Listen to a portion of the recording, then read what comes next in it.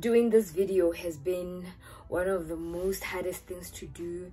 I've tried doing it on Thursday, I've tried doing it on Friday, today is Saturday, and every time I've done it, I've broken down, and it was more like I was depressed, yo guys.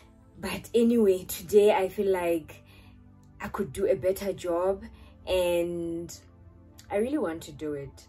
I think I really want to do it because I've really tried doing something else, and this one has been lingering in my heart, you know. So before we go anywhere, hey guys, welcome back to my YouTube channel. My name is Itabelo Nkobo. If you're a new subscriber, welcome. If you're a returning subscriber, welcome back. We're a family, and thank you so much guys for the engagement. Thank you so much for liking. Thank you so much for sharing. Thank you. And I come and ask that please do watch the ads, guys. Please watch the ads. Nonetheless, in today's video, I'm going to tell a story about how my cousin, and she wasn't only my cousin, she was also a friend, you know, although she was a bit older than me, but yeah, you know, we have cousins who are also friends. Let's call her Tuto. Whew. Tuto died at the hands of her husband, at the hands of her love, or who she thought was her love. She, at a very young age, she lost both her parents, and she ended up being raised by her grandmom. Her grandmom being her sister's mom. Her mom's sister. Yo. Her grandmom being her mom's sister. And she, yeah, I don't want to get into her upbringing, but let's just say, and then when she got to high school, this is where she met, let's call him Pudumo. She then met Pudumo, and like any other teenage love affair, you know, or high school love affair, I remember Nkhono would always be called to school to discipline Tuto, and also Pudumo's parents would be called like to try and stop their relationship, but they didn't stop, guys. They didn't stop. We all know like a high school relationship or a teenage love affair, you know. They continued dating until, I mean, they would pretend as if they had stopped, but they wouldn't stop until they both went to varsity. When they got to varsity in second year, if I'm not too mistaken, I think it was in second year, they broke up and they each went their separate ways. But later on, maybe in fourth year, they had an encounter, shenanigans. Maybe they were trying to rekindle their love. I don't know exactly what happened, but Tuto fell pregnant. And when Tuto fell pregnant, now because it involved a child, it also involved parents now. And it was a thing of, obviously, Nkhono didn't know that they broke up at some point, you understand? So, I mean, it was obvious that it was Pudumo's child. But Pudumo denied that it was his child. And this is where it got tricky. And now they had to go for paternity tests, you understand? Because Pudumo was claiming that at the time that Tuto fell pregnant, she was no longer, like, they were no longer seeing each other. They were both seeing different people, and so he didn't feel like that was his child. It could have been somebody else's child, you understand, which is the ex's child. But nonetheless, they went for paternity tests because Tuto was like, no, this is his child. And as much as I might have dated some other people, but during that time I thought we were trying to rekindle our love, and I know that he's the father of this child. I mean, the mother always knows, you know. And so Pudumo was like, no, we'll have to wait for the child to be born, and then I can say this is my child or this is not my child, you understand?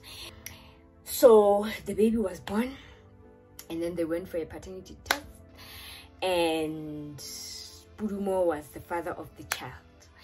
Upon realizing that he was the father of the child, they tried to work their relationship one more time. And eventually they fell all over in love again and they got married. But like this was in a space of like maybe a year and a half, you know, of back and forth. It was maybe a year and a half of back and forth. But you know how women are. As much as we were mad that she got back together with Pudumo, I mean, she was happy to be back with Pudumo. Pudumo was her first love. Sharp.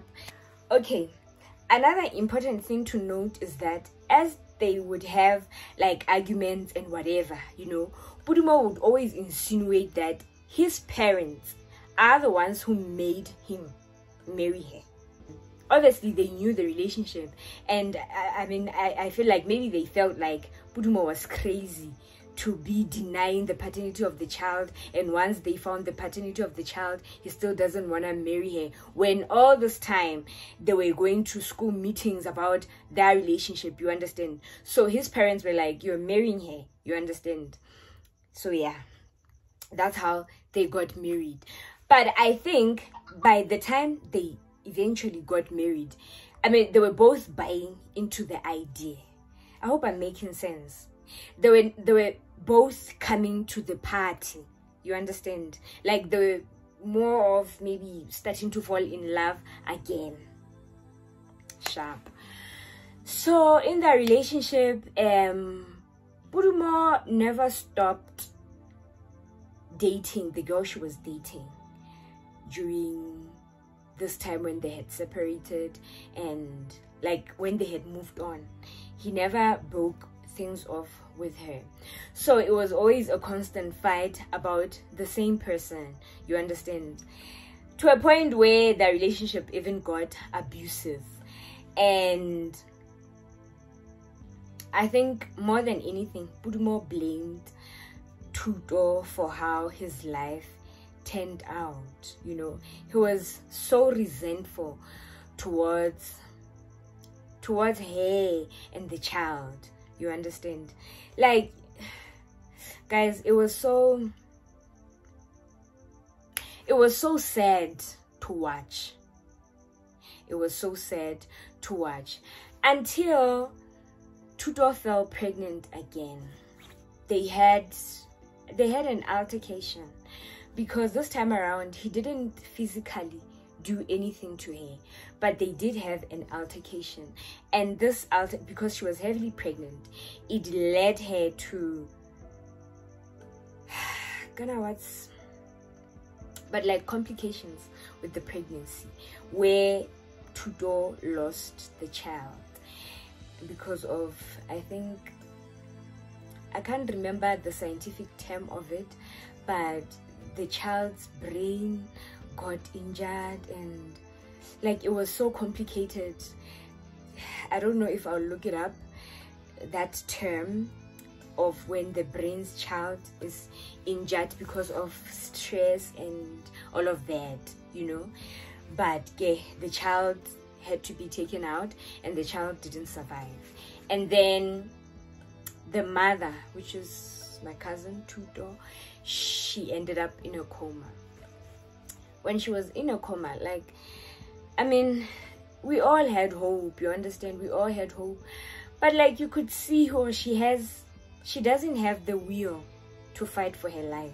She didn't have the will to fight for, like, she was, I think she felt defeated by this whole situation. And she honestly didn't, like, the doctors were saying that she has no will to fight for her life. Like, she's not trying, you understand? So eventually she passed on. When she passed on, Pudumo took it upon himself to unalive their first child. I don't know why, like, it doesn't make sense. But after he unalived the child, he handed himself to the police. And he was found guilty and he was mentally stable. And yeah, when, well, this is what I'm hearing, that when people go to see him, okay, he ended up getting jailed. He got jailed. And when people would go see him and ask him how he's feeling, he says he feels so relieved. He feels unburdened, like he feels free. He feels, ooh.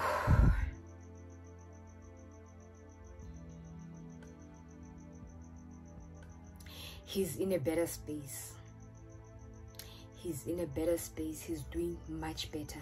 Unlike the life that he lived, guys. So I don't know, I tried to cut this story as short as I possibly could, because it's so triggering, guys. It's so triggering, and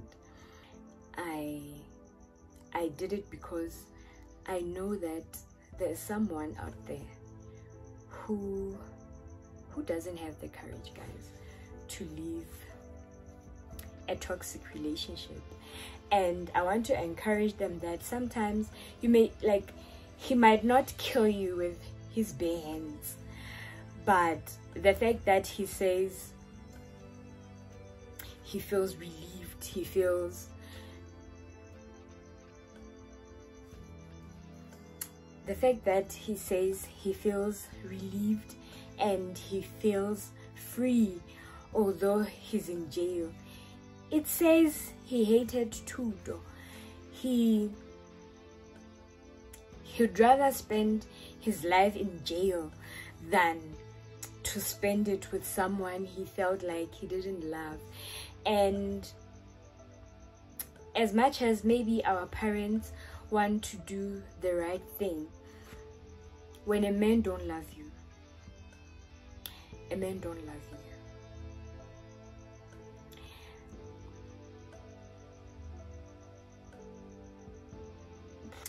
I know it was a very short story time, which I did not elaborate too much on details, because I feel like so many details are very, very, very triggering. But I want to raise awareness this Women's Month, and although it's towards the end of it, but yeah, I hope we heal from toxic relationships. I hope we move on from toxic relationships.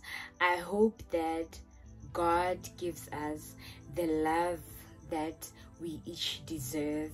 I hope that, because I know that so many women have so much love to give. I hope that God can teach us to love ourselves to a point where we realize when we are not being loved, and we realize when our lives are at stake.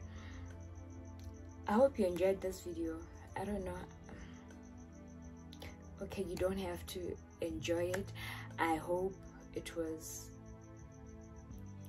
educational, a little bit educational. Thank you so much, guys, for watching. I'll see you in the next video, and please don't forget to watch the ads.